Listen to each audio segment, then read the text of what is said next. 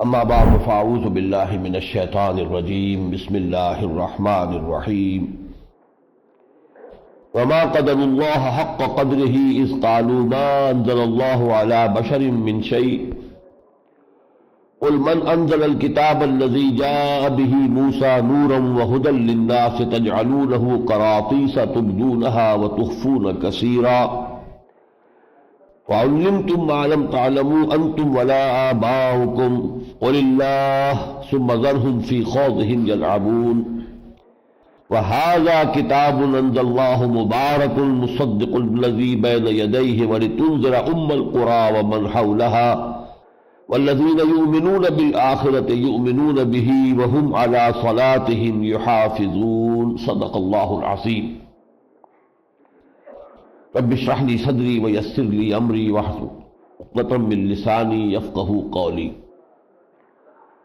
یہ میں عرض کر چکا ہوں کہ سورہ مبارکہ کا زمانہ نزول جو ہے وہ حضور کے قیام مکہ کا آخری زمانہ ہے، اور اس وقت تک مدینہ منورہ میں بھی یہ خبر پہنچ چکی تھی کہ مکے میں ایک صاحب نے اعلان کیا ہے نبوت کا، رسالت کا، کچھ لوگ ایمان لا بھی چکے تھے، تو یہود کے ہاں بھی سمجھیے کہ اس کا ایک تذکرہ شروع ہو چکا تھا۔ پھر مکے کے کچھ لوگوں نے بھی، چونکہ بہرحال ان لوگوں کے پاس تو چونکہ نہ کوئی کتاب تھی نہ شریعت تھی، امی تھے، تو ان پر ایک رعب تھا اہل کتاب کا کہ یہ لوگ تمدن والے ہیں، ان کی تہذیب ہے، ان کا قانون ہے، ان کی کتاب ہے، ان کی شریعت ہے، ان کے علماء ہوتے ہیں، اور وہ علماء جو ہے پھر اپنی شریعت کے مطابق فیصلے کرتے ہیں۔ تو ان میں سے پھر کچھ لوگوں نے ان سے، علماء یہود سے رابطہ قائم کیا کہ آپ لوگ کیا کہتے ہیں؟ ہمارے ہاں ایک شخص نے دعویٰ کیا ہے اور کہتا ہے کہ مجھ پر وحی آئی ہے۔ تو انہوں نے اپنے اسی عناد کی بنا پر وہ سارا چیز معاملہ جو ہم دیکھ چکے ہیں سورہ بقرہ میں، سورہ آل عمران میں، ان کا نہیں، کوئی کتاب اللہ نے کبھی نازل نہیں کی ہے، اور یہ جو محمد دعویٰ کر رہے ہیں اس کی کوئی حقیقت نہیں ہے، اس پر تبصرہ ہو رہا ہے۔ وما قدر اللہ حق قدرہ، اور ہرگز اللہ کی قدر نہیں کی جیسے کہ اس کی قدر کرنے کا حق تھا۔ اس قالوا ما انزل اللہ علی بشر من شیء، جبکہ انہوں نے یہ بات کہہ دی کہ اللہ نے کبھی بھی کسی انسان پر کوئی شے نازل نہیں کی۔ قل من انزل الکتاب الذی جاء بہ موسیٰ، تو پھر ان سے پوچھئے وہ کتاب کس نے نازل کی تھی جو موسیٰ لے کر آئے تھے؟ نورا وہدی للناس، اس میں نور بھی تھا، اس میں ہدایت تھی نوع انسانی کے لیے۔ تجعلونہ قراطیس، تم نے اس کو ورق ورق کر دیا ہے، علیحدہ علیحدہ کر دیا ہے۔ تبدونہا، کچھ کو تم ظاہر کرتے ہو، وتخفون کثیرا، اور اکثر حصہ اس کا تم نے جو ہے وہ چھپا لیا ہے۔ علماء یہود جو ہے وہ باتیں کہ جو ان کے لوگوں کو پسند نہیں آتی تھی وہ بیان نہیں کرتے تھے۔ وَعُلِّمْتُمْ مَا لَمْ تَعْلَمُوا أَنْتُمْ وَلَا آبَاؤُكُمْ، اور تمہیں سکھائی گئی وہ چیز کہ جو نہ تم جانتے تھے نہ تمہارے آباء و اجداد جانتے تھے۔ تو وہ کتاب کس نے نازل کی تھی؟ قُلِ اللَّهُ، اے نبی کہیے کہ وہ کتاب بھی اللہ نے نازل کی تھی۔ ثُمَّ ذَرْهُمْ فِي خَوْضِهِمْ يَلْعَبُونَ، پھر چھوڑ دیجئے انہیں جس مین میخ میں وہ پڑے ہوئے ہیں، جس رد و قدح میں ہے، جس بحث میں پڑے ہوئے تھے، اس میں زیادہ آپ حصہ نہ لیجئے، بس کہیے کہ اللہ نے جس نے تورات نازل کی تھی اسی نے یہ قرآن نازل کیا ہے۔ وَهَذَا كِتَابٌ أَنزَلْنَاهُ مُبَارَكٌ، یہ کتاب ہے جو اللہ نے اب نازل فرمائی ہے، جو مبارک ہے، برکت والی ہے۔ مُصَدِّقُ الَّذِي بَيْنَ يَدَيْهِ، جو تصدیق کرتے ہوئے آئی ہے اس کی کہ جو اس کے سامنے موجود ہے، تورات انجیل ان کی تصدیق کرتی ہے۔ وَلِتُنذِرَ أُمَّ الْقُرَىٰ وَمَنْ حَوْلَهَا، اور یہ کتاب آپ پر نازل کی گئی ہے محمد صلی اللہ علیہ وسلم تاکہ آپ اس کے ذریعے سے خبردار کر دیں ام القریٰ کے لوگوں کو بھی اور اس کے ارد گرد کے لوگوں کو بھی۔ ام القریٰ، قریٰ جو ہے قریہ کی جمع ہے، قریوں کی بستی جو ہے ان کی ماں۔ تو چونکہ عرب میں سب سے بڑا شہر مکہ تھا، نہ صرف یہ کہ بڑا شہر تھا بلکہ مرکز تھا، تجارتی قافلے کے جو شام اور یمن کے درمیان آتے جاتے تھے وہ یہی ٹھہرتے تھے، اس اعتبار سے اس کو ایک بڑی تجارتی مرکز کی حیثیت بھی حاصل ہو گئی تھی۔ پھر یہاں خانہ کعبہ تھا، تمام عرب کے قبائل کے جو بت ہیں ان کے معبود وہاں رکھے ہوئے تھے، وہ لوگ وہاں جاتے تھے، حج کے لیے جاتے تھے، عمرے کے لیے جاتے تھے۔ تو اس اعتبار سے ام القریٰ، تمام قریوں کی، تمام بستیوں کی ماں۔ تو یہاں اے نبی ہم نے آپ کو بھیجا ہے اور آپ پر یہ کتاب نازل کی ہے، تو آپ کا پہلا فریضہ تو یہ ہے کہ آپ خبردار کریں، مطلع کر دیں اور تبلیغ فرما دیں ان لوگوں پر کہ جو اس ام القریٰ میں آباد ہیں، ومن حولہا، اور جو اس کے آس پاس ہے۔ اب یہ من حولہا کو اگر آپ ایکسٹینڈ کریں گے تو پوری دنیا بھی اس میں آ جائے گی۔ یہ آپ کو معلوم ہے کہ زمین جو ہے وہ گول ہے، تو کسی بھی ایک جگہ کو جس کو آپ چاہے مرکز قرار دے دیں تو وہ تو مرکز بن جائے گا۔ ویسے بھی یہ ہے کہ اس وقت جو دنیا جتنی معلوم تھی، امریکہ تو ظاہر بات ہے کہ اس وقت تک ابھی پردہ غیبی میں تھا، امریکہ ہو، آسٹریلیا ہو، انٹارکٹک ہو، یہ تو نہیں تھے۔ یہ تین ہی تھے کہ جو بر اعظم دنیا میں ابھی معلوم تھے، ایشیا اور افریقہ اور یورپ، اور ان تینوں کی ناف کہلاتا ہے یہ جو جزیرہ نما عرب ہے۔ گویا کہ تینوں جو ہے بر اعظم آ کر ملتے ہیں اس جگہ پر آ کر، مڈل ایسٹ اور یہ عربین پیننسولا۔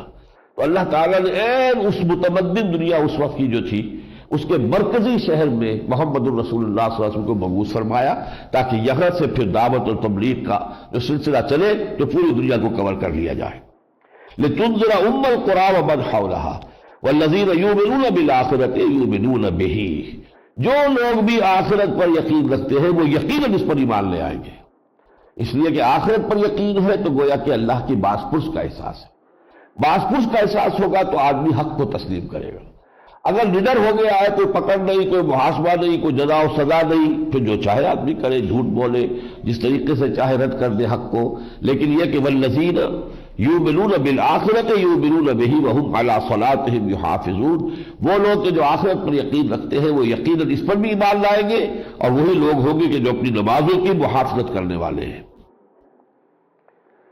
قیامت کے دن کا ایک نقشہ کھینچا جا رہا ہے کہ جب پوری نوع انسانی جمع ہوگی اللہ کے حضور میں، تو اللہ فرمائے گا وَلَقَدْ جِئْتُمُونَا فُرَادَىٰ كَمَا خَلَقْنَاكُمْ أَوَّلَ مَرَّةٍ، دیکھو تم سب آ گئے ہو ہمارے پاس، پوری نوع انسانی ہوگی، تمام انسان آدم سے لے کر آخری انسان تک جو دنیا میں آئے گا قیامت تک، سب کے سب ہوں گے موجود۔ لَقَدْ جِئْتُمُونَا، آ گئے ہو نا ہمارے پاس، فُرَادَىٰ، ایک ایک کر کے، اکیلے اکیلے تنہا، کما خلقناکم اول مرہ، جیسے کہ ہم نے تمہیں پیدا کیا تھا پہلی بار۔ اصل میں یہ بہت گہرا جو ہے مسئلہ ہے قرآن مجید کے فلسفے کا، کہ تخلیق انسانی دو مراحل میں ہوئی ہے۔ پہلا مرحلہ تھا جب تمام ارواح انسانیہ پیدا کر دی گئی تھی، یہ بالکل آغاز میں، جسے آج آپ دنیا میں جانتے ہیں سائنس کے حوالے سے بگ بینگ، جس سے کہ اس میٹیریل ورلڈ کا آغاز ہوا ہے، اس یونیورس کا آغاز ہوا ہے۔ یہ اس سے پہلے کی بات ہے، ابھی عالم ارواح تھا، مادی، اور عالم جو ہے یہ میٹیریل عالم موجود ہی نہیں تھا۔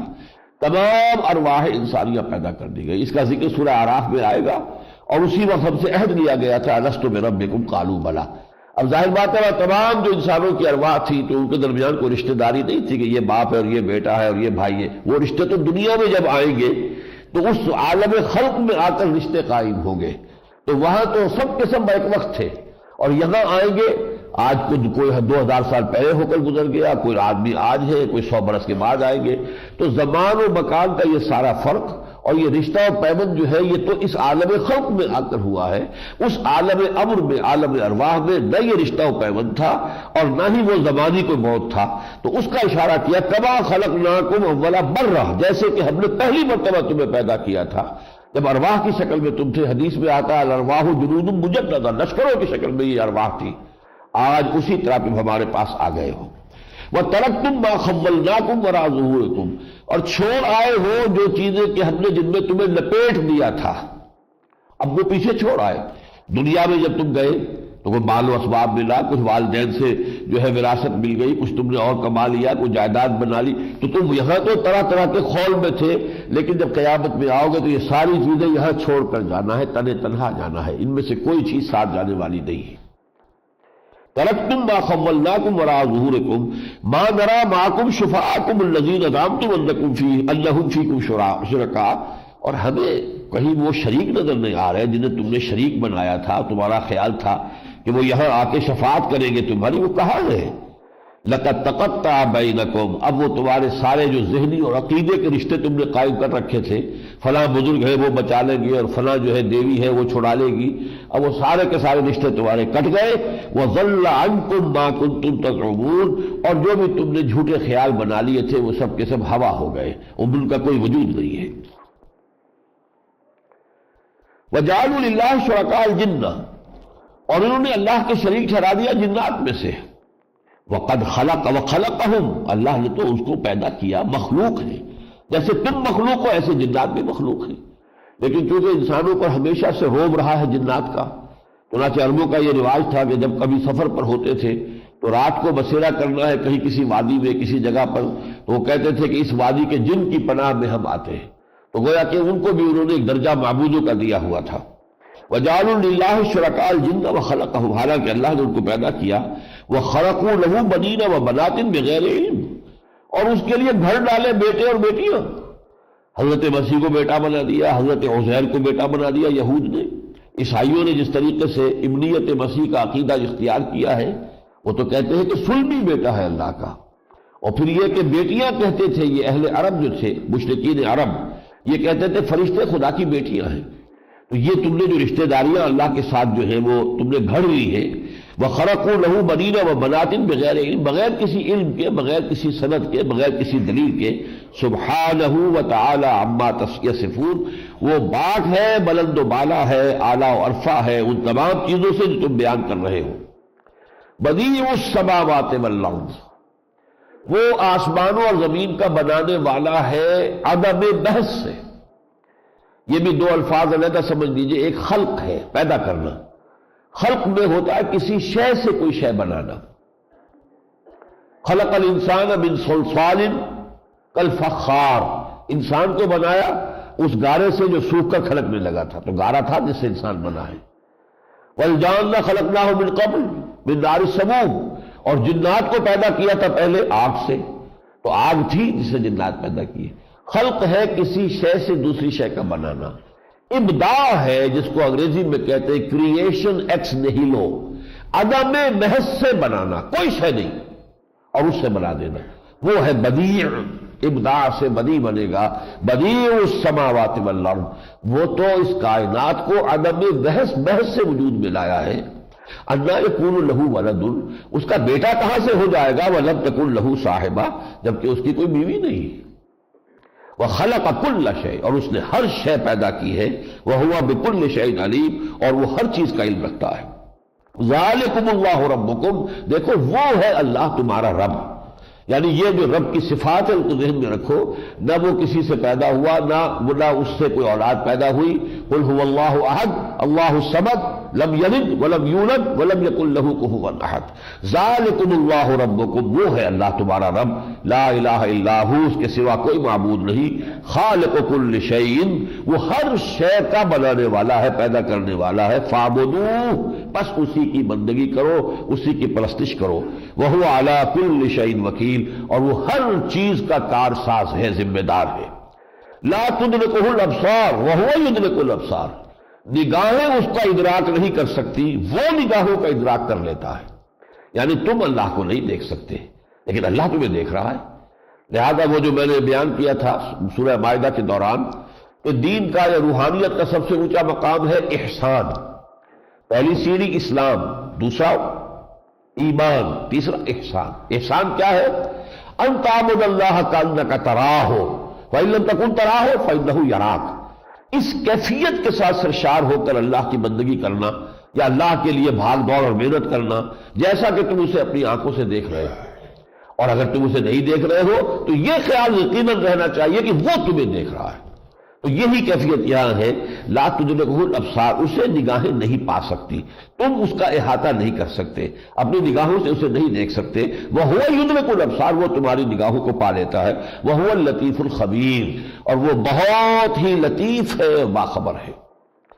قد جاءکم بصائر من ربکم، دیکھو تمہارے پاس تمہارے رب کی طرف سے بصیرت افروز باتیں آ گئی۔ فمن ابصر، تو جو آنکھیں کھولے حقیقت کو دیکھ لے، فلنفسہ ہی، وہ اپنے بھلے کے لیے کرے گا۔ ومن عمی، اور جو اندھا بنا رہے، دیکھنے کے لیے تیار نہ ہو، حقائق کو نہ دیکھنا چاہے نہ تسلیم کرنا چاہے، تو فعلیہا، تو اس کا سارا وبال اسی پر آئے گا۔ وما انا علیکم بحفیظ، اور میں تمہارا کوئی ذمہ دار نہیں ہوں، میرا کام صرف تم تک ان حقائق کو پہنچا دینا ہے، ان آیات الہیہ کا تم تک ابلاغ اور تبلیغ، یہ تو میری ذمہ داری ہے۔ باقی میں ٹھیکیدار نہیں ہوں تمہاری ہدایت کا کہ تمہیں زبردستی ہدایت کے راستے پر لے آؤں، جیسے کہ ایک جگہ ہم پڑھیں گے کہ حضور سے کہا گیا انک لا تہدی من احببت ولکن اللہ یہدی من یشاء، اے نبی آپ کو یہ اختیار نہیں ہے کہ جسے چاہے ہدایت دے دیں، تو اللہ کے اختیار میں ہے، جسے چاہے ہدایت دیتا ہے۔ آپ کا کام کیا ہے؟ انما علیک البلاغ وعلینا الحساب، آپ کے ذمے ہے پہنچا دینا، حساب لینا ہمارا کام ہے، ہم لیں گے۔ یہ بھی ہم پڑھ چکے ہیں سورہ آل عمران میں، لیس لک من الامر شیء، آپ کو کوئی اختیار نہیں ہے، اور یتوب علیہم اور یعذبہم، اللہ چاہے گا تو ان کی توبہ قبول کر لے گا، انہیں توبہ کی توفیق دے دے گا جن کے ہاتھوں مسلمانوں تمہیں زخم پہنچے ہیں۔ اسی خالد ابن ولید کو اللہ چاہے گا تو محمد الرسول اللہ کے اپنے دستے مبارک سے خطاب دلوا دے گا، خالد سیف من سیوف اللہ۔ یہ اللہ کا اختیار ہے، لیس لک من الامر شیء، اے نبی آپ کا اختیار نہیں ہے۔ دیکھیے پھر وہی بات، الرب رب وإن تنزل والعبد عبد وإن ترقى وأقسموا بالله جهد أيمانهم، وہ بات جو کہ اس سے پہلے ہم پڑھ چکے ہیں کہ انہوں نے اس وقت جو چل رہی تھی کشاکش، اب جو ان کے عوام تھے اس معاشرے میں دو طرح کے لوگ تھے، ایک عام آدمی تھے ان کے، اور ایک ان کے وہ چودھری سردار، جیسے قبیلوں کے سردار ہوتے ہیں۔ اب سرداروں کی جان پر بنی ہوئی تھی کہ ہمارے یہ لوگ ایمان نہ لے آئے محمد پر صلی اللہ علیہ وسلم، اگر یہ لوگ ایمان لے آتے تو ہماری سرداری چوپٹ ختم۔ لہذا وہ لگے ہوئے تھے کسی طریقے سے اپنے ان عوام کو باور کرائیں کہ ہم مخلص ہیں، ہم واقعتاً جو بھی کسی ضد یا ہٹ درمی کی وجہ سے محمد کو رد نہیں کر رہے صلی اللہ علیہ وسلم، بلکہ یہ کہ واقعتاً ان کی پاس دلیل ہی نہیں ہے، اب کوئی اور شے نہیں، تو اس کے اوپر وہ ڈیرا لگا لیا کہ پھر دکھاؤ معجزہ، اور وہ معجزہ جو ہے اس کی بات ہو رہی ہے اللہ کی طرف سے کہ وہ معجزہ ہم نہیں دکھائیں گے، جس کا بھی جو بھی حق کا طالب ہے اس قرآن سے سمجھے اس سے بڑا معجزہ کوئی نہیں۔ تو وہی جو بحث اور کشاکش ہے وہ یہاں چل رہی ہے، وَأَقْسَمُوا بِاللَّهِ جَهْدَ أَيْمَانِهِمْ لَئِنْ جَاءَتْهُمْ آيَةٌ لَيُؤْمِنُنَّ بِهَا، اور وہ اپنی پورے زور شور کے ساتھ قسمیں کھا کھا کر لوگوں کو یقین دلاتے ہیں، اگر کوئی معجزہ ہمیں دکھا دیا گیا، اگر کوئی نشانی محمد دکھانے میں کامیاب ہو جاتے ہیں، ہم لازماً ایمان لے آئیں گے، پھر ہمیں کیا ضرورت ہے کہ ہم رد کریں اور انکار کریں۔ تو انہوں نے اپنے عوام کو باور کرا دیا تھا کہ یہ لوگ اپنے اس مطالبے میں مخلص تھے، لہذا وہ ان کی پیروی کر رہے تھے۔ قُلْ إِنَّمَا الْآيَاتُ عِندَ اللَّهِ، اے نبی کہہ دیجئے آیات معجزات سب کے سب اختیار میں ہے اللہ کے۔ وَمَا يُشْعِرُكُمْ أَنَّهَا إِذَا جَاءَتْ لَا يُؤْمِنُونَ، اے مسلمانوں کے ذہن میں بھی یہ بات آتی ہوگی جیسا کہ میں نے عرض کیا تھا کہ اگر کوئی ایک آدھ معجزہ دکھائی دیا جائے کم سے کم ان کی زبان تو بند ہو، تو فرمایا کہ وَمَا يُشْعِرُكُمْ أَنَّهَا إِذَا جَاءَتْ لَا يُؤْمِنُونَ، کہ جب وہ معجزہ دکھایا جائے گا تب بھی یہ ماننے والے نہیں، ایمان نہیں لائیں گے۔ آخر فرعون نے حضرت موسیٰ علیہ السلام کی معجزہ دیکھ کر کون سے مانا؟ سمود کی قوم کو ایک چٹان میں سے برآمد ہو گئی ایک اونٹنی، گابل اونٹنی، وہ اتنا بڑا معجزہ دکھایا، قوم نے نہیں مانا۔ حضرت عیسیٰ علیہ السلام کو جو معجزے دے دیے گئے، علماء یہود نے ان کو مرتد اور کافر اور جادوگر قرار دے کر اپنے بس پر سولی پر چڑھا دیا۔ تو معجزے کے ذریعے سے کوئی آج تک مانا نہیں ہے۔ ماننا تو ہوتا ہے انسان کی اپنی طبیعت سلیم ہے اور وہ واقعتاً حق کا جویا ہے، متلاشی ہے، وہ چاہتا ہے کہ اسے حق اور ہدایت جو ہے ملے، اس کے لیے اللہ تعالیٰ راستہ کھول دیتا ہے، اس کے لیے قرآن سے بڑھ کر کسی شے کی ضرورت نہیں۔ اب اگر کوئی ہٹ دھرم ہے جس نے ماننا ہی نہیں ہے، وہ اپنی نفس پرستیوں میں شہوات ہی میں مبتلا ہے، اسی میں مگن ہے اور اسی میں رہنا چاہتا ہے، تو کتنے ہی معجزے دکھا دیے جائیں وہ ایمان نہیں لائیں گے۔ وَنُقَلِّبُ أَفْئِدَتَهُمْ وَأَبْصَارَهُمْ كَمَا لَمْ يُؤْمِنُوا بِهِ أَوَّلَ مَرَّةٍ، اور اگر ایسا معجزہ ہوا بھی تو یہ ایمان نہیں لائیں گے، اس لیے کہ ہم ان کے دلوں کو الٹ دیں گے اور ان کی نگاہوں کو، اس لیے کہ وہ پہلی مرتبہ ایمان نہیں لائے تھے۔ اس میں بڑی عظیم حقیقت ہے، اور وہ یہ ہے اللہ تعالیٰ نے جیسے ہمارے جسم میں صلاحیتیں رکھی ہیں، اب آنکھ میں بینائی ہے، بصارت ہے، فرض کیجئے آپ اس آنکھ کے اوپر پٹی باندھ دیں، کئی سال تک پٹی بندھی رہے، بینائی زائل ہو جائے گی۔ کیوں؟ اس کو کہتے ہیں ڈس یوز ایٹروفی۔ جس شے کے لیے اللہ نے کسی شے کو بنایا ہے اسے استعمال نہیں کریں گے تو اس کی وہ صلاحیت ختم ہو جائے گی۔ اسی طریقے سے انسان میں حق کو پہچاننے کی ایک صلاحیت اللہ نے رکھی ہے۔ حق سامنے آتا ہے، آدمی پہچان لیتا کہ ہاں بات ٹھیک ہے، لیکن اپنی ضد کی وجہ سے، کسی مصلحت کی وجہ سے، کسی چودراہٹ کی وجہ سے، کسی اور اسی طرح کے تعصب کی وجہ سے رد کر دیتا ہے۔ دل گواہی دے رہا ہے کہ ٹھیک ہے، مانو، نہیں مانتا۔ اس کا نتیجہ کیا نکلتا ہے کہ یہ صلاحیت ان میں کم ہونی شروع ہو جاتی ہے، اور رفتہ رفتہ پھر وہ صلاحیت بالکل سلب ہو جاتی ہے۔ اس مرحلے پر پھر آتا ہے ختم اللہ علی قلوبہم وعلی سمعہم وعلی ابصارہم غشاوہ۔ اب یہ اس پوائنٹ آف نو ریٹرن کو پہنچ چکے ہیں کہ اب ان کے لیے کوئی شے بھی ہدایت کا ذریعہ نہیں بن سکتی، اس لیے کہ وہ اندرونی جو ان کی استعداد تھی حق کو پہچاننے کی وہی سلب ہو گئی۔ اسی کو یہاں تعبیر کیا ہے، ہم ان کے دلوں کو الٹ دیں گے اور ان کی نگاہوں کو الٹ دیں گے، اس لیے کہ پہلی مرتبہ حق کے منکشف ہونے پر انہوں نے حق کو قبول نہیں کیا، لہذا اس جرم کی پاداش میں وَنَذَرُهُمْ فِي طُغْيَانِهِمْ يَعْمَهُونَ، اور ہم انہیں ان کی سرکشی کے اندر چھوڑ دیں گے کہ اندھے ہو کر آگے بڑھتے چلے جائیں۔ وَلَوْ أَنَّنَا نَزَّلْنَا إِلَيْهِمُ الْمَلَائِكَةَ، اور اے مسلمانوں دیکھو اگر ہم ان کے اوپر فرشتے نازل کر دیں، وَكَلَّمَهُمُ الْمَوْتَى، اور قبروں سے نکل کر مردے بھی آ کر ان سے کلام کرے اور کہے کہ محمد جو ہے واقعی حق ہے اور اللہ کے رسول ہے، وَحَشَرْنَا عَلَيْهِمْ كُلَّ شَيْءٍ قُبُلًا، اور ہر چیز ہم ان کے سامنے لا کے جمع بھی کر دیں، مَا كَانُوا لِيُؤْمِنُوا إِلَّا أَن يَشَاءَ اللَّهُ، تب بھی ان میں سے کوئی ایمان لانے والا نہیں ہے الا یہ کہ اللہ تعالیٰ ہی کی توفیق ہو، اور اللہ کی توفیق کسے ہوتی ہے؟ جو طالب حقیقت ہوتا ہے۔ طالب حق ہوگا اللہ کی توفیق ہوگی، طالب حق نہیں ہے اللہ کی توفیق نہیں ہوگی۔ ولیکن اکثرهم یجہلون، لیکن ان کی اکثریت جو ہے ناواقف ہے، جہالت میں مبتلا ہے۔ اب جو بات آ رہی ہے وہ اس موضوع پر یوں سمجھیے کہ ضربہ سلام ہے۔ وَكَذَلِكَ جَعَلْنَا لِكُلِّ نَبِيٍّ عَدُوًّا شَيَاطِينَ الْإِنسِ وَالْجِنِّ، اسی طرح ہم خود کھڑا کر دیتے ہیں ہر نبی کے مقابلے میں دشمن بنا کر شیاطین جن و انس کو، یعنی یہ بھی اللہ تعالیٰ کی سنت ہے۔ ایک نبی آیا ہے، وہ دعوت دے رہا ہے، حق کی طرف بلا رہا ہے، کچھ لوگ حق کی طرف آ رہے ہیں، لیکن اگر کوئی آزمائش نہ آئے، کوئی تکلیف نہ آئے، کوئی بھی کسی جگہ کی رکاوٹ نہ ہو تو یہ سب کچے رہیں گے، ان کی پختگی ہوگی نہیں۔ اللہ چاہتا ہے کہ یہ پکے، یہ بھٹیوں میں سے گزرے، آزمائشوں میں سے گزرے۔ آزمائش تبھی ہوگی جب کشاکش ہو، جب یہ کشاکش ہوگی تو تکلیفیں آئیں گی، مصیبتیں آئیں گی، کچھ جھیلنے پڑیں گے، زخم کھانے پڑیں گے، لہذا اس سے پھر وہ پختگی ہوگی۔ اس لیے ہم خود گویا کہ ہم اجازت دے دیتے ہیں شیاطین جن و انس کو کہ وہ ہمارے ان نبیوں کی مخالفت میں کمر کس لیں۔ یہ مسلمانوں کو سمجھایا جا رہا ہے کہ پریشان نہ ہو، یہ تو سنت الہی کے مطابق ہو رہا ہے۔ یہ جو کشاکش اس وقت ہے محمد صلی اللہ علیہ وسلم اور سرداران قریش میں، یہ تو اللہ کی سنت کے تابع ہے۔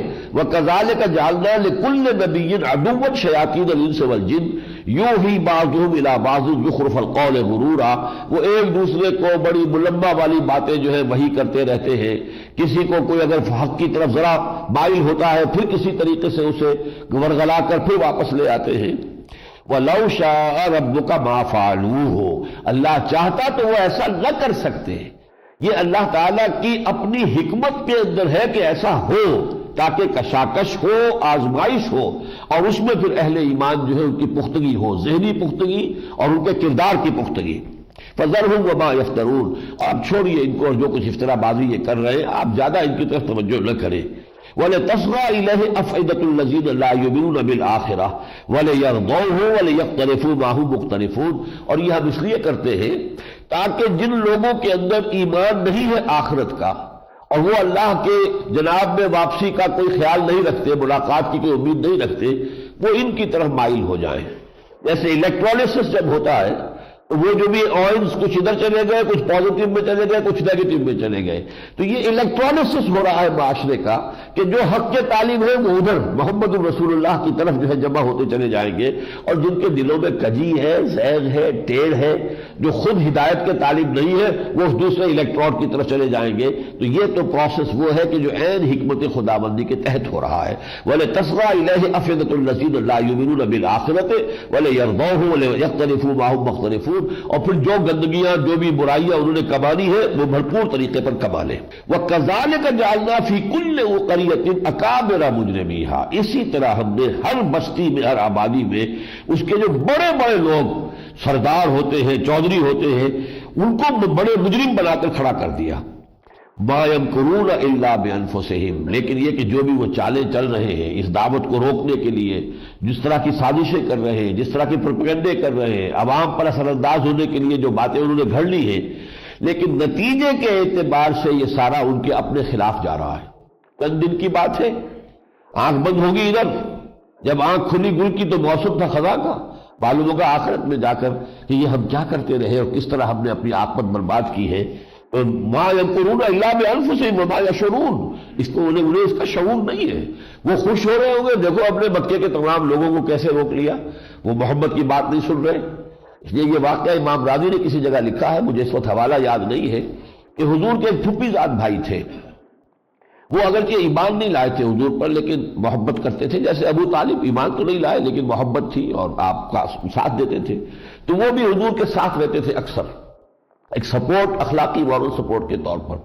ایک مرتبہ قریش کے سرداروں سے بیٹھ کر جب یہ گفتگو ہوئی اور انہوں نے کہا کہ محمد ہمیں یہ معجزہ دکھاؤ تو ہم مان لیں گے، ورنہ کوئی نہیں۔ تو جب وہاں سے اٹھ کے آئے تو اس پھوپھی زاد بھائی نے کہا کہ آج تو آپ کی قوم نے آپ پر حجت قائم کر دی ہے، اب اگر آپ کی طرف سے کوئی معجزہ نہ آیا تو پھر میں آئندہ آپ کے ساتھ کبھی نہیں رہوں گا۔ اس پر حضور کو بہت شدید صدمہ ہوا، انہیں رنج ہوا حضور کو۔ ظاہر بات ہے کہ یہ انسانی احساسات اور جو بھی ہوتے ہیں، وہ تو ایسا وقت بھی آیا تھا کہ جب ابو طالب کی ہمت جواب دینے لگی تھی، جب ایک وفد آیا تھا کہ اب ہمارے صبر کی حد ہو گئی ابو طالب، یا تو اپنے اس بھتیجے کو روک لو کہ وہ ہمارے معبودوں کو غلط نہ کہیں، ہمارے مذہب کی جو ہے وہ تکذیب نہ کرے، ورنہ یہ ہے کہ پھر میدان میں آ جا تم بھی، اور مقابلہ کھلے میدان میں اب ہوگا۔ تو ابو طالب نے حضور کو بلایا، کہا کہ بھتیجے مجھ پر اتنا بوجھ نہ ڈالو جس سے میں برداشت نہ کر سکوں۔ ظاہر بات ہے اکیلے پورے قریش کا کیسے مقابلہ کر لیتے، بنو ہاشم چھوٹا سا خاندان تھا۔ اس وقت حضور کی آنکھوں میں آنسو آ گئے اور انہوں نے کہا کہ چچا جان اب تو یا تو یہ بات پوری ہو کر رہے گی یا میں اپنے آپ کو اسی میں ہلاک کر لوں گا۔ لیکن وہ جذبات تو ہوتے ہیں نا انسان کی بشریت کے جو بھی تقاضے ہیں، تو آپ کی آنکھوں میں اس وقت آنسو آئے ہیں کہ یہی ایک سہارا تھا، اس چچا نے مجھے پروٹیکشن دی ہوئی تھی جس کی وجہ سے قریش جو میری تکہ موٹی کر دے اگر ان کی پروٹیکشن نہ ہو کہ بنو ہاشم کا سردار ابو طالب جو ہے وہ ان کی پشت پر ہے، تو اس لیے اب یہ بھی سہارا جو ہے وہ جا رہا ہے، نظر آ رہا ہے کہ ان کی ہمت جواب دے رہی ہے۔ یہی وجہ ہے کہ جس سن میں ابو طالب کا انتقال ہوا اور حضرت خدیجہ الکبریٰ رضی اللہ تعالی عنہا کا بھی انتقال اسی سن میں ہوا، یہ سن 10 کہلاتا ہے، یعنی وحی کے آغاز کے بعد سے 10واں سال، سن 10 نبوی، ابھی ہجرت تو بعد میں ہوگی، سن ہجری کا تو آغاز ہی نہیں ہوا۔ اس سال کو حضور نے عام الحزن قرار دیا، یہ ہمارے لیے رنج اور غم کا سال ہے۔ ابو طالب کا سایہ اٹھ گیا اور گھر میں دل جوئی کرنے والی رفیقہ حیات تھی کہ باہر سے سب کچھ تقدر طبیعت میں لے کر اور لوگوں کی جلی کٹی باتیں سن کر آتے تھے گھر میں، تو گھر میں ایک جانثار بیوی موجود تھی کہ جو دل جوئی کرتی تھی، حوصلے بڑھاتی تھی، وہ بھی نہ رہی، تو عام الحزن قرار دیا حضور نے اس کو۔ وَإِذَا جَاءَتْهُمْ آيَةٌ قَالُوا لَن نُّؤْمِنَ حَتَّىٰ نُؤْتَىٰ مِثْلَ مَا أُوتِيَ رَسُولُ اللَّهِ، اور جب ان کے پاس کوئی آیت آتی، آیت سے مراد یہی قرآن مجید کی آیات، وہ کہتے نہیں ہم قرآن کو نہیں جانتے، لن نؤمن حتیٰ نؤتی مثل ما اوتی رسول اللہ، ہم نہیں مانیں گے جب تک کہ اسی طرح کے معجزے نہ دکھائے جائیں جیسے اور رسولوں کو دیے گئے۔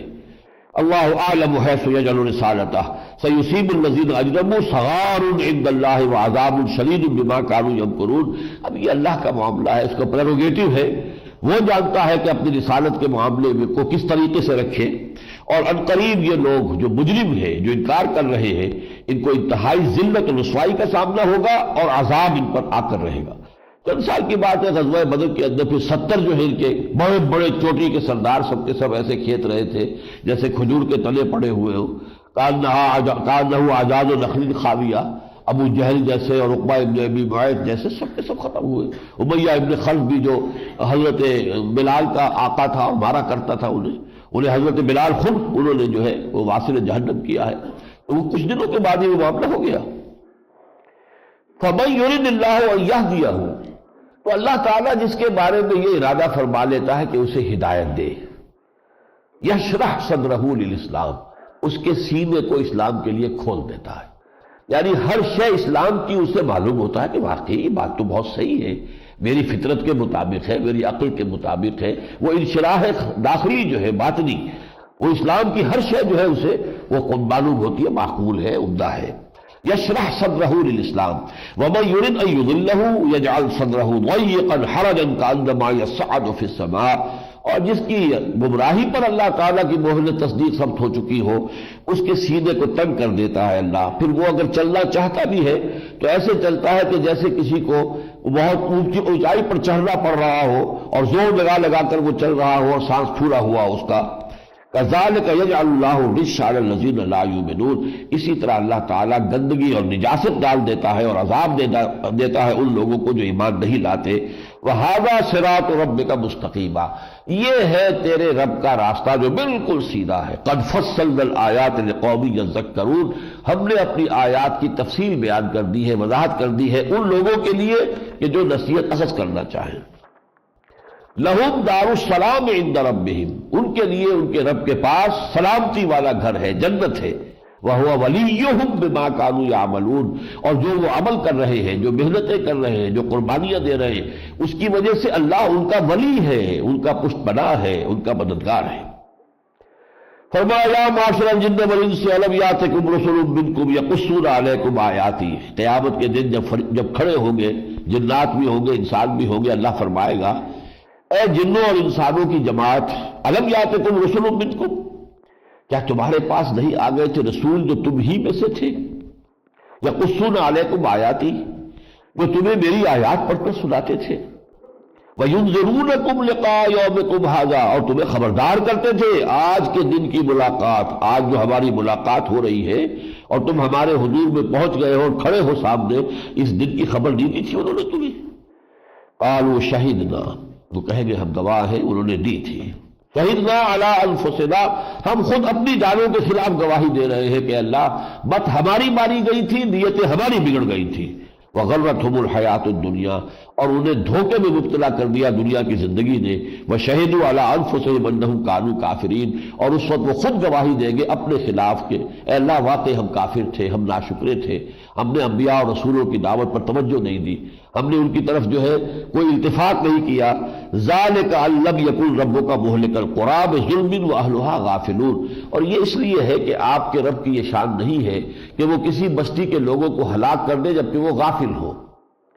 دیکھیے نبی جو آتے ہیں، تو ہم یہ پہلے مضمون پڑھ چکے ہیں سورہ نساء میں کہ رسلا مبشرین ومنذرین لئلا یکون للناس علی اللہ حجۃ بعد الرسل وکان اللہ عزیزا حکیما۔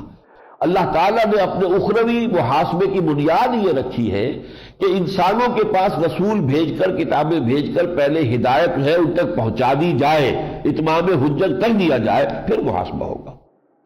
اسی طریقے سے اللہ تعالیٰ نے جن قوموں کو ہلاک کیا، قوم نوح کو، قوم ہود کو، قوم صالح کو، جن کے حالات اگلی صورت میں آئیں گے، سورہ اعراف میں آئیں گے، تو فرمایا ایسے نہیں ہے کہ اچانک جا کر ہم نے قوم کے اوپر عذاب نازل کر دیا، نہیں، ہم نے پہلے اپنے نذیر بھیجے، ہمارے رسول گئے، انہوں نے انہیں بتایا، خبردار کر دیا، پوری طریقے سے ان پر حق واضح کر دیا، تو ہم ایسے ہی لوگوں کے اوپر جو ہے عذاب نازل کرنے والے نہیں ہیں۔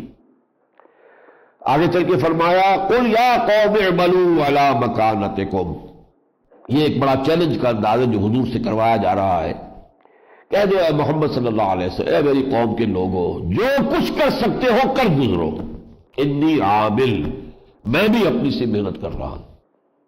اب نتیجہ کیا نکلے گا یہ اللہ کے ہاتھ میں ہے، لیکن میں تم سے کوئی رعایت نہیں مانگتا، میں تم سے کوئی اپیل نہیں کرتا، نہ میں نے تم سے کوئی اجرت طلب کی، نہ کبھی کوئی معاوضہ، تم سے کوئی مفاد مانگا، کچھ نہیں۔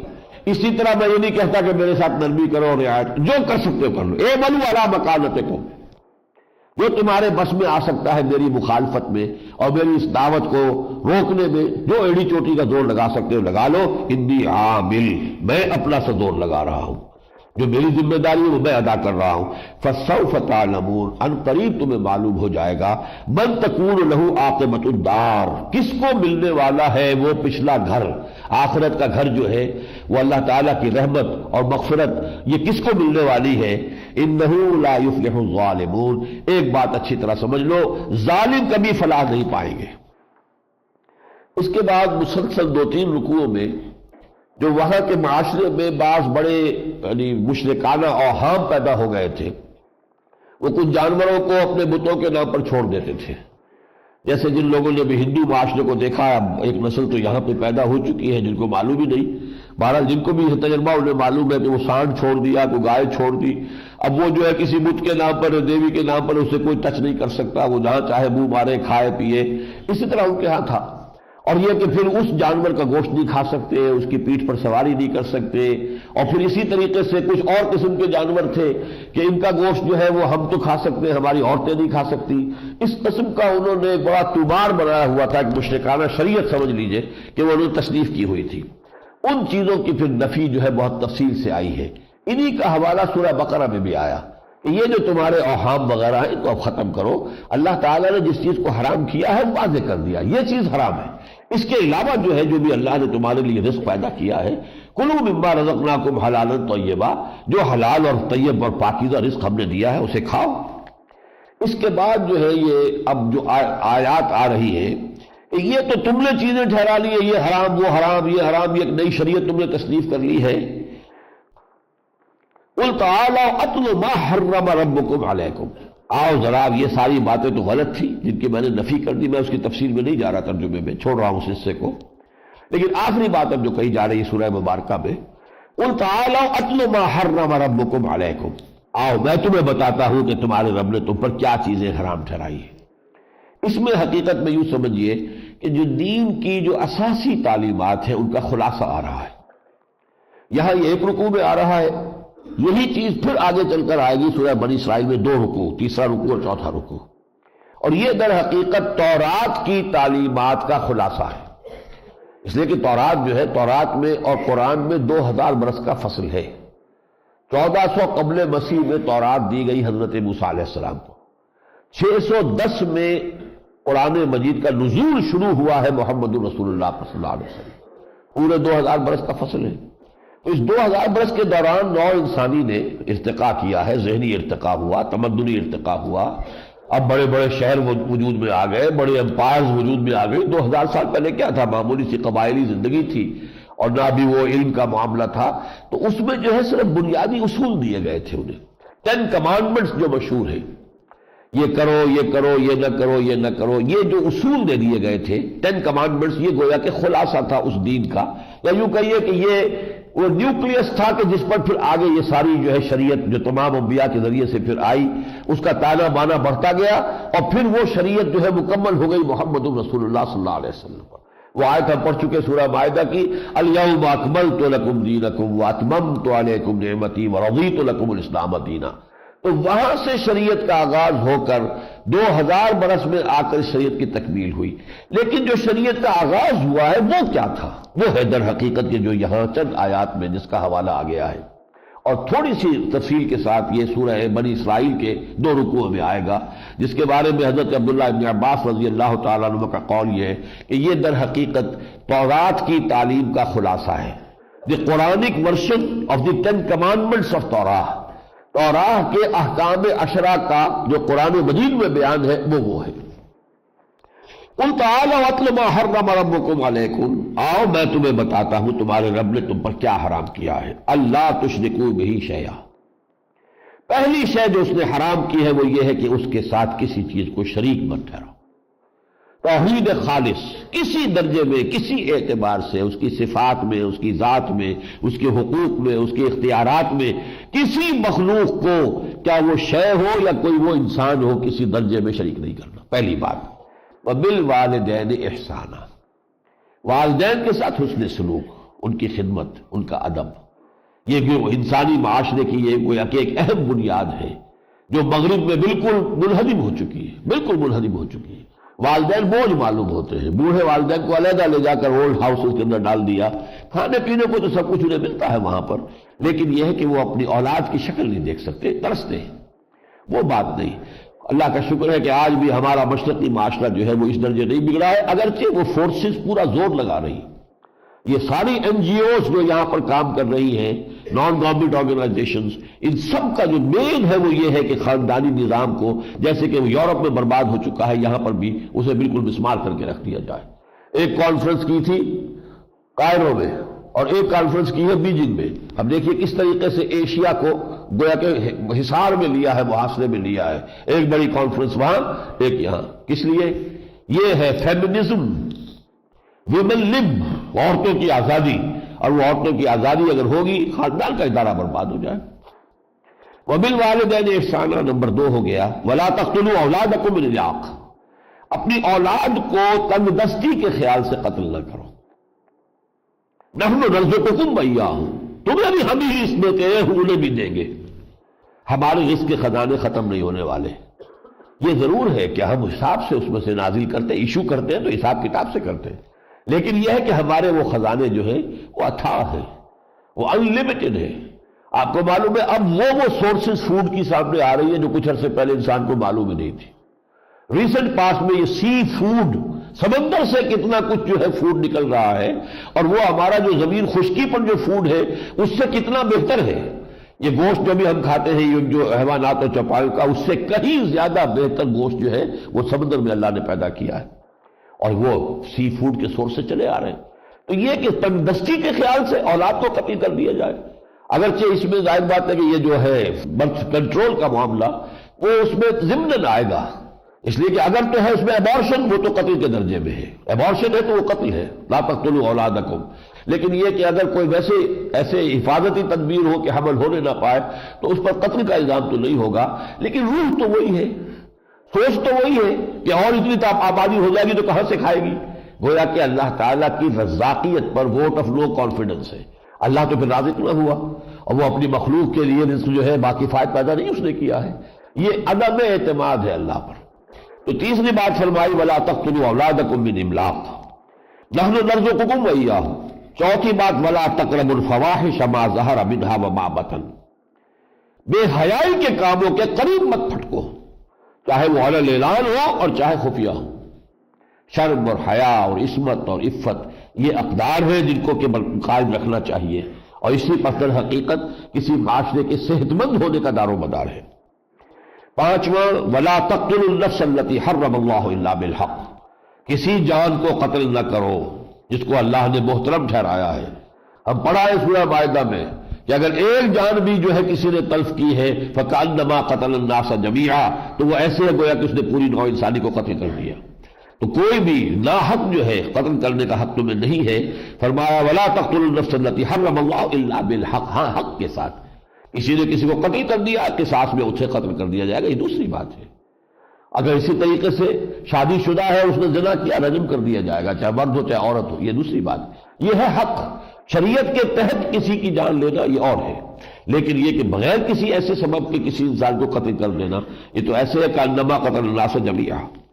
ذالکم وصاکم بہ لعلکم تعقلون، یہ ہے وہ چیزیں جس کی اللہ نے تمہیں وصیت کی ہے تاکہ تم عقل سے کام لو۔ یعنی دین تم نے کن چیزوں کو بنا لیا ہے؟ تم نے کچھ اور اپنے اوہام جو ہے لا کے جمع کر لیے ہیں۔ جب معلوم ہمارے ہاں بھی جو عورتوں کے ہاں اور عوام کے اندر جو اوہام جو ہے پھیلے ہوئے ہیں وہ ان کا مذہب کا درجہ انہوں نے دے رکھا ہے۔ دین تو یہ ہے وَلَا تَقْرَبُوا مَالَ الْيَتِيمِ إِلَّا بِالَّتِي أَحْسَنُ حَتَّى يَبْلُغَ أَشُدَّهُ۔ دیکھو یتیم کے مال کے قریب نہ پھٹکو مگر بہترین طریقے سے، اس کا مال ہڑپ کرنے کی کوشش نہ کرو، اس کے مال کی اچھی چیزیں جو ہے وہ خود لے کر اپنی بری چیزوں سے گنتی پوری نہ کر دو۔ یہاں پڑھ چکے ہیں، آ چکا اس سے پہلے سورہ نساء کے اندر شروع میں وَلَا تَتَبَدَّلُوا الْخَبِيثَ بِالطَّيِّبِ، اور فرمایا کہ حتیٰ یبلغ اشدہ، یہاں تک کہ وہ اپنی جوانی کو، شعور کی عمر کو پہنچ جائے، بالغ ہو جائے۔ وَأَوْفُوا الْكَيْلَ وَالْمِيزَانَ بِالْقِسْطِ، جب ناپ کے تولو پورا ناپ، اور جب تول کر دینا ہے تو سیدھی ڈنڈی کے ساتھ تولو، کوئی ناپ تول میں کوئی کمی نہ ہو۔ وَلَا تَبْخَسُوا النَّاسَ أَشْيَاءَهُمْ، لوگوں کو ان کی چیزیں کم مت دو۔ ہوتا کیا ہے، ذرا سی ڈنڈی ماری کسی نے تو وہ کیا ہوگا، 2-3 تولے کم کر لے گا اور کیا کرے گا، لیکن ایمان تو گیا نا، وہ تھوڑی سی جنبش ہاتھ کی جو ہے وہ ایمان کو تو ختم کر دے گی۔ وَأَوْفُوا الْكَيْلَ وَالْمِيزَانَ بِالْقِسْطِ لَا نُكَلِّفُ نَفْسًا إِلَّا وُسْعَهَا، ہم نہیں ذمہ دار ٹھہرائیں گے کسی انسان کو، کسی جان کو، مگر اس کی وسعت کے مطابق۔ یعنی اللہ تعالیٰ کے ہاں جو حساب ہوگا قیامت میں وہ انڈیویجول بیسس پر ہوگا۔ اس شخص میں میں نے کتنی طاقت رکھی تھی، اس میں وہ کیا کر کے لایا، سب کو برابر تو نہیں رکھا ہے، اس میں کتنی ذہانت رکھی تھی یہ تو اللہ جانتا ہے۔ اب ظاہر بات ہے آج کی اصطلاح میں ہم کہیں کہ جینز ہیں ہمارے، اب میرے اپنے کچھ جینز تھے، والدہ سے والد سے ملے ہیں، انہیں ان کے والدین سے ملتے چلے آ رہے ہیں، وہ جینز جو ہے اس سے میری ایک شخصیت کا حیولہ بنا ہے، وہ تو میرے لیے گیون ہے، یہ میں نے خود تو نہیں بنایا ہے، it's not by choice, it's given for me. لیکن اس کے اندر اب میں کیا کر رہا ہوں ود ان دس، اس کو شاکلہ کہا ہے سورہ بنی اسرائیل میں۔ شاکلہ انسانی شخصیت کا بنتا ہے انہی چیزوں سے کہ جو اللہ کی طرف سے اسے دے دی گئی، وہ شخص جو دی گئی ہے۔ ابھی شاکلہ میں جو کچھ اس کے اندر صلاحیت اور استعداد تھی اسے اس نے کس طور سے بھرپور طریقے پر استعمال کیا، اس پر محاسبہ ہوگا۔ لا نکلف نفسا الا وسعها واذا قلتم فاعدلوا، اور دیکھو جب بھی بات کرو تو عدل کی بات کرو۔ اب یہ ہے مکی صورت، مدنی صورت میں ہم پڑھ چکے ہیں یا ایھا الذین آمنوا کونوا قوامین بالقسط شہداء للہ ولو علی انفسکم وبالوالدین والاقربین، اہل ایمان پوری طاقت کے ساتھ کھڑے ہو جاؤ قسط کے لیے، عدل کو قائم کرنے کے لیے، اللہ کے گواہ بن کر کھڑے ہو جاؤ، خواہ وہ بات تمہارے اپنے خلاف جاتی ہو یا تمہارے والدین کے خلاف جاتی ہو یا تمہارے رشتہ داروں کے خلاف جاتی ہو۔ یہ سورہ نساء میں تھا، اور سورہ مائدہ میں یا ایھا الذین آمنوا کونوا قوامین للہ شہداء بالقسط، پوری طاقت کے ساتھ اللہ کے لیے کھڑے ہو جاؤ، کمر کس لو اور گواہ بن جاؤ قسط کے، عدل کے، انصاف کے۔ لا یجرمنکم شنآن قوم علی الا تعدلوا اعدلوا هو اقرب للتقوی، اور دیکھو کسی قوم کی دشمنی تمہیں اس پر آمادہ نہ کر دے کہ تم عدل نہ کرو، عدل کرو ہر حال میں۔ تو فرمایا وَإِذَا قُلْتُمْ فَعْدِلُوا وَلَوْ كَانَ ذَا قُرْبَىٰ، خواہ وہ قرابت دار ہی ہو، وَبِعَهْدِ اللَّهِ أَوْفُوا، اللہ کے عہد کو پورا کرو۔ اللہ کا عہد جو ہے اصل میں تو آئے گا سورہ اعراف میں، اگلی صورت ہے أَلَسْتُ بِرَبِّكُمْ قَالُوا بَلَىٰ، میری اور آپ کی ارواح یہ عہد کر کے اس دنیا میں آئی ہے۔ اب اللہ کی بندگی کا حق ادا کرنا ہمارے ذمے ہے، ہم نے اسے اپنا رب مانا ہے۔ ذالکم وصاکم بہ لعلکم تذکرون، یہ ہیں وہ چیزیں جن کی وصیت اور تاکید کی ہے اللہ نے تمہیں تاکہ تم نصیحت اخذ کرو۔ یہ اصول ہے، اس میں ساری تمدن کے اصول بھی آ گئے، معاشرت کے اصول بھی آ گئے، انفرادی صورت و کردار کی باتیں بھی آ گئیں، لین دین کے معاملات کے اندر جو صداقت اور عدل ہے اور وہ امانت داری ہے اس کا سب کا تذکرہ آ گیا۔ وَأَنَّ هَذَا صِرَاطِي مُسْتَقِيمًا، اور دیکھو یہ ہے میرا راستہ جو سیدھا ہے۔ اب یہ محمد رسول اللہ فرما رہے ہیں وَأَنَّ هَذَا صِرَاطِي مُسْتَقِيمًا فَاتَّبِعُوهُ، اللہ تعالیٰ کی طرف سے ہے، فرمایا جا رہا ہے یہ میرا راستہ ہے سیدھا، اس کی پیروی کرو۔ وَلَا تَتَّبِعُوا السُّبُلَ فَتَفَرَّقَ بِكُمْ، اور جو راستے پگڈنڈیاں ادھر ادھر جا رہے ہیں ان کی پیروی نہ کرو کہ وہ تمہیں لے کر متفرق ہو جائیں عن سبیلہ، اللہ کے راستے سے۔ ذالکم وصاکم بہ لعلکم تتقون، یہ ہے وہ چیزیں جن کی وصیت اللہ نے تمہیں کی ہے تاکہ تمہارے اندر تقوی پیدا ہو جائے، تاکہ تم بچ سکو۔ ثم آتینا موسیٰ الکتاب تماما علی الذی احسن وتفصیلا لکل شیء، پھر ہم نے موسیٰ کو کتاب عطا فرمائی تھی، وہ ان تمام چیزوں پر مشتمل تھی، ان تمام چیزیں جو ہیں یہ اس کے اندر موجود تھی، ہر چیز کی تفصیل موجود تھی۔ وَهُدًى وَرَحْمَةً لَعَلَّهُمْ بِلِقَاءِ رَبِّهِمْ يُؤْمِنُونَ، اور ہدایت تھی اور وہ رحمت تھی تاکہ وہ لوگ اپنی رب کی ملاقات پر یقین رکھیں۔ وَهَذَا كِتَابٌ أَنزَلْنَاهُ مُبَارَكٌ، اب اس کے بعد یہ کتاب ہے جو ہم نے نازل کی ہے۔ دیکھیے اس میں خاص طور پر انجیل کا ذکر کیوں نہیں آ رہا، یہ سمجھ لیجئے۔ تورات کے فوراً بعد پہلے بھی آیا تھا، تورات کس نے نازل کی تھی، اور پھر یہ کہ قرآن ہم نازل کیا ہے، یہ اس سورہ میں 2 مرتبہ ہو گیا۔ وجہ یہ ہے کہ انجیل میں شریعت نہیں ہے، انجیل میں تو حضرت عیسیٰ کا قول موجود ہے کہ میں اس قانون موسوی کو، شریعت موسوی کو ختم کرنے نہیں آیا ہوں۔ Don't think I have come to destroy law, law وہی رہے گا۔ تو انجیل میں مواعظ ہیں، انجیل میں حقیقت دین، روح دین، تقوی، اصل جو دین ہے اس کی طرف رجوع کرنے کی تلقین ہے، لیکن شریعت نہیں ہے۔ شریعت والی کتاب تورات تھی اور شریعت والی کتاب یہ قرآن ہے۔ وَهَذَا كِتَابٌ أَنزَلْنَاهُ مُبَارَكٌ، اور یہ کتاب اب ہم نے نازل فرمائی ہے جو بڑی بابرکت ہے۔ فَاتَّبِعُوهُ، پس اس کی پیروی کرو۔ وَاتَّقُوا لَعَلَّكُمْ تُرْحَمُونَ، اور تقوی اختیار کرو تاکہ تم پر رحم کیا جائے۔ أَن تَقُولُوا، مبادا تم یہ کہو، اب یہ در حقیقت جیسی بات ہم نے سورہ مائدہ میں پڑھی تھی، اہل کتاب سے خطاب کر کے کہا گیا تھا کہ دیکھو اہل کتاب، مبادا تم یہ کہتے کہ ہمارے پاس کوئی نذیر نہیں آیا، کوئی بشیر نہیں آیا، فقط جاءکم بشیر و نذیر، تو دیکھو محمد آ گئے ہیں صلی اللہ علیہ وسلم، انہوں نے انذار اور تبشیر کا حق ادا کر دیا ہے۔ اسی طریقے سے اب یہ مشرکین عرب سے کہا جا رہا ہے، کیونکہ یہ صورتیں گویا کہ ان پر اتمام حجت کی آخری صورتیں ہیں، مکی دور کی چونکہ آخری صورتیں ہیں یہ، تو یہ گویا کہ مشرکین عرب پر اتمام حجت کی آخری صورت ہے۔ ان تقولوا، مبادا تم یہ کہو، انما انزل الکتاب علی طائفتین من قبلنا، کتاب تو نازل کی گئی تھی 2 گروہوں پر ہم سے پہلے، تورات دی گئی تھی یہودیوں کو اور انجیل دی گئی تھی۔ وَإِن كُنَّا عَن دِرَاسَتِهِمْ لَغَافِلِينَ، اور ہم تو اس کے پڑھنے پڑھانے سے غافل تھے، ہم تو جانتے نہیں تھے تورات کیا ہے، تورات میں کیا ہے کیا نہیں ہے۔ یہ بات تو خود حضور سے خطاب کر کے کہی گئی ہے سورہ شورى کے آخر میں، مَا كُنْتَ تَدْرِي مَا الْكِتَابُ وَلَا الْإِيمَانُ، اے نبی آپ تو نہیں جانتے تھے کتاب کو کیا ہوتی ہے، شریعت کیا ہے، اس لیے کہ آپ یہود میں پیدا ہوتے تو آپ کو علم میں ہوتا، اگر کہیں نصارہ میں پیدا ہوتے تو آپ کے علم میں ہوتا۔ وہ امیین جو تھے ان کے پاس تو نہ کوئی کتاب تھی نہ کوئی شریعت تھی۔ مَا كُنْتَ تَدْرِي مَا الْكِتَابُ وَلَا الْإِيمَانُ، تو دوبارہ تم یہ کہو کہ کتاب تو نازل کی گئی تھی ہم سے پہلے 2 گروہوں پر، وَإِن كُنَّا عَن دِرَاسَتِهِمْ لَغَافِلِينَ، اور ہم تو اس کے پڑھنے پڑھانے سے غافل تھے، بے خبر تھے۔ او تقولوا، یا تم یہ کہو، لو انا انزل علینا الکتاب لکنا اہدی منہم، اگر ہم پر کتاب نازل کی گئی ہوتی تو ہم ان دونوں سے زیادہ ہدایت پر ہوتے، ہم اس کا حق ادا کرتے، اس کی پیروی کرتے۔ فقد جاءکم بینۃ من ربکم، تو دیکھو اب آ گئی ہے تمہارے پاس روشن تعلیم تمہارے رب کی طرف سے، اتمام حجت ہو گیا ہے۔ وَهُدًى وَرَحْمَةٌ، اور جو ہدایت بھی ہے اور رحمت بھی ہے۔ فَمَنْ أَظْلَمُ مِمَّنْ كَذَّبَ بِآيَاتِ اللَّهِ، تو اب کون بڑا ظالم ہوگا اس سے جو اب آیات الہی کی کو جھٹلا دے، وَصَدَفَ عَنْهَا، اور اس سے کلنی کترا کے نکل جائے، پہلو بچا کر نکل جائے۔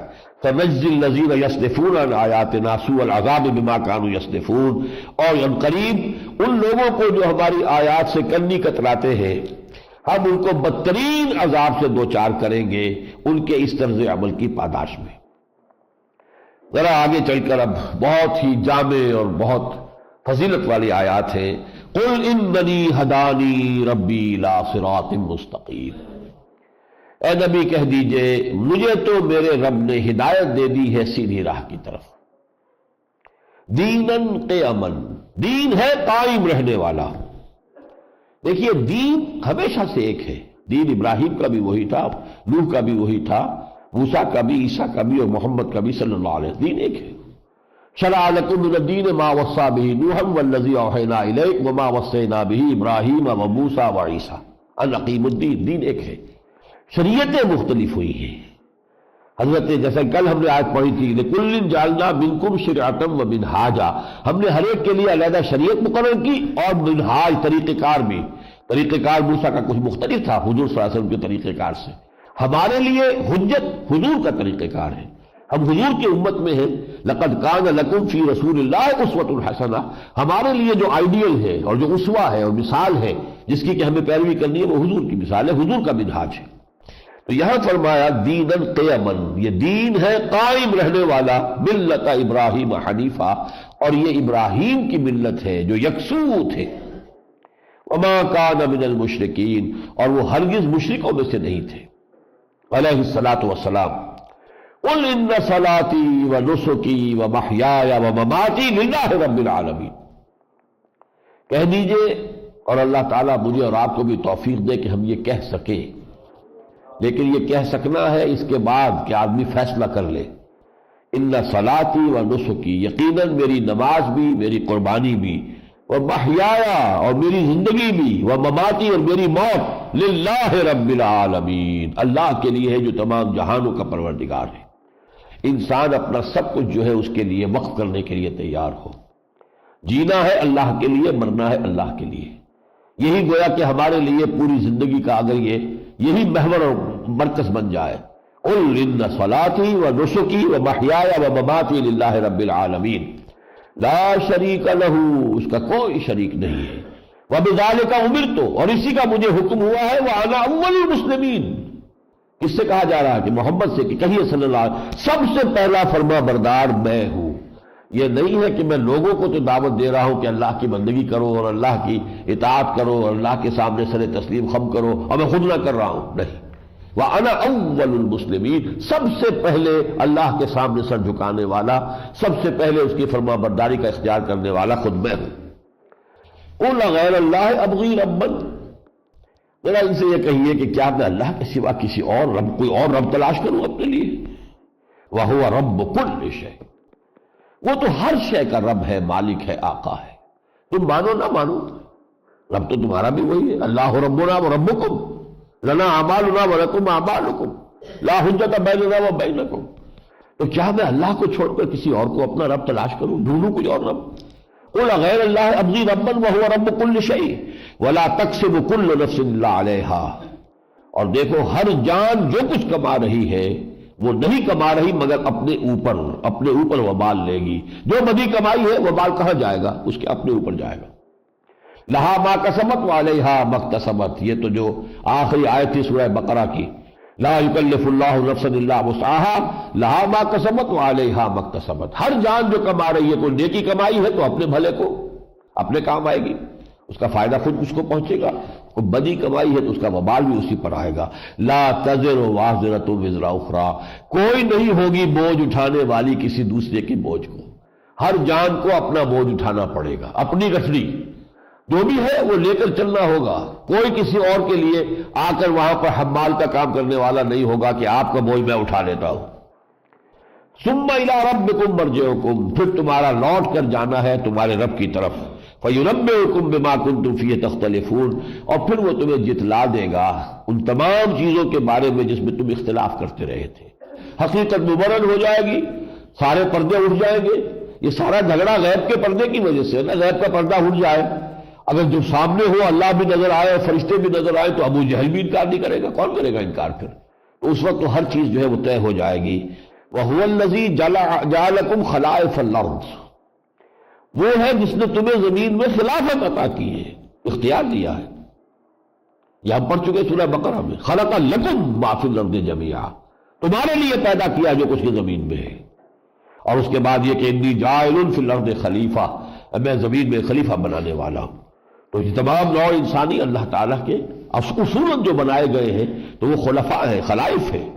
وَهُوَ الَّذِي جَعَلَكُمْ خَلَائِفَ الْأَرْضِ وَرَفَعَ بَعْضَكُمْ فَوْقَ بَعْضٍ دَرَجَاتٍ، اور اس نے تم میں سے بعض کے درجے بعض پر بلند کر دیے. لِيَبْلُوَكُمْ فِي مَا آتَاكُمْ، تاکہ تمہیں آزمائے اس میں کہ جو کچھ اس نے تمہیں دیا ہے. کسی کا درجہ بلند ہے، کسی کا کم ہے.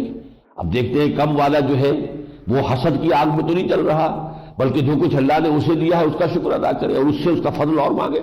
لیکن یہ کہ اور جو شخص کو زیادہ دے دیا ہے وہ تکبر اور غرور میں تو نہیں مبتلا ہو گیا کہیں؟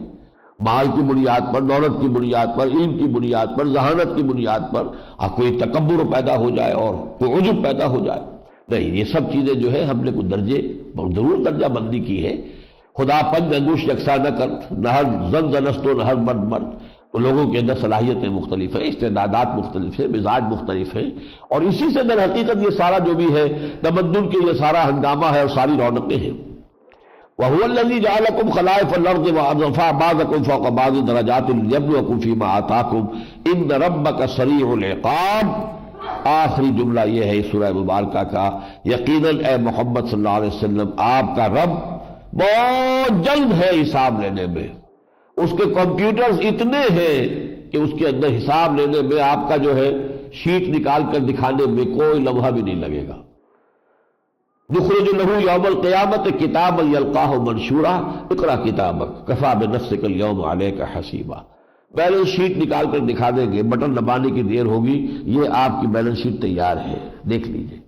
اور ذرا سا بٹن دبائیے، جو منظر دیکھنا چاہیں وہ بھی آپ کو نظر آ جائے گا کہ وہ واقعتاً آپ وہ کام کر رہے تھے کہ نہیں کر رہے تھے. ہمارے پاس تو ہر شے ریکارڈ ہے، کوئی شخص انکار نہیں کر سکے گا، اس لیے کہ وہ ساری کی ساری ڈاکومنٹ جو ہے وہ تو موجود ہے. اور آج سے 100 برس پہلے یہ معاملہ سارا ایمان بالغیب کا تھا.